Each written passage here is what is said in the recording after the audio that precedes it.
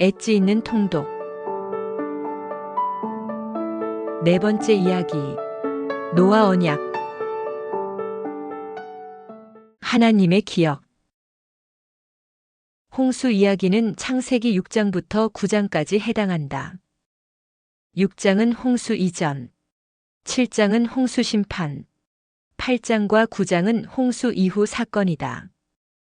좀 더 좁혀서 보면 8장 1절 그때를 기점으로 앞부분은 물이 계속 불어나서 온 땅이 물에 잠기는 과정을, 뒷부분은 비가 그치고 물이 줄어들고 빠지면서 마른 땅이 드러나는 과정을 그리고 있다. 심판은 끝이 아니라 새 창조를 위한 과정이다. 그 분기점에 하나님의 기억이 있다. 폐허가 된 세상에서 새 창조는 하나님의 기억에서 시작된다. 하나님은 언약을 잊지 않으셨고 그분의 기억이 노아와 그 가족을 살렸다. 하나님의 기억하심은 심판을 구원으로 이끄는 전환점이다. 구원은 하나님의 기억에서 시작되는 하나님의 주권적 역사다. 하나님의 기억은 자비요, 은혜이다. 새 창조의 역사. 하나님이 땅 위에 바람을 불게 하여 물이 줄게 하신다.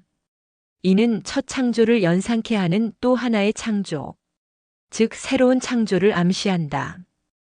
첫 창조의 둘째 날과 셋째 날이 재현되는 것처럼 궁창 아래와 위의 물을 다시 제자리로 돌리시고 묻이 드러나게 하신다.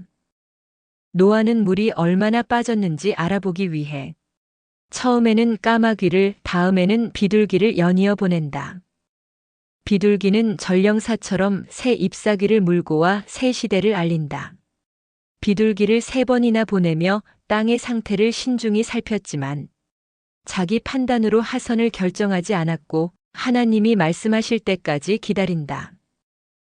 방주 계획도, 승선 명령도, 하선 명령도 모두 하나님이 주도하신다.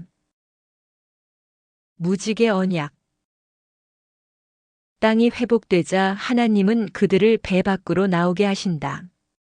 약속하신 대로 노아의 가족은 40일의 홍수, 1년 동안의 방주 생활을 마치고 드디어 새 땅에 발을 내딛는다. 들어갈 때 그대로 모두 무사히 나오게 하신다. 그들은 방주에서 목숨만 부지한 것이 아니라 마치 세례처럼 새 생명으로 태어난 것이다. 새 시대의 하나님의 파트너로 서기 위해 새 사람으로 다시 태어난 것이다.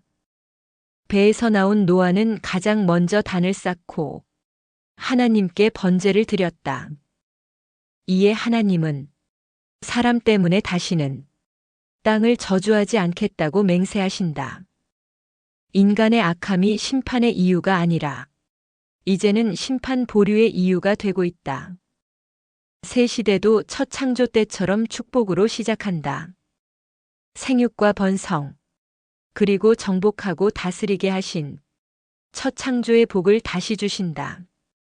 그리고 하나님은 노아와 그 아들들에게 다시는 물로 세상을 심판하지 않겠다고 거듭 약속하신다. 그 언약의 증표가 무지개다. 무지개는 약속에 대한 하나님의 서명이다. 죄가 관영했을 때 구름은 노아에게 심판의 전조였지만 이제는 구름 뒤에 무지개를 보면서 심판 뒤의 은총을 확신할 수 있게 되었다. 심판만으로는 인간의 완악함을 바꿀 수 없기에 은혜를 약속하시고 인류를 향한 선한 뜻이 변경되지 않았음을 보여주신 것이다. 이후에도 여전히 인류는 범죄하고 심판은 있겠지만 은혜와 용서의 상징인 이 무지개가 뜨는 한 구속의 역사는 계속될 것이다.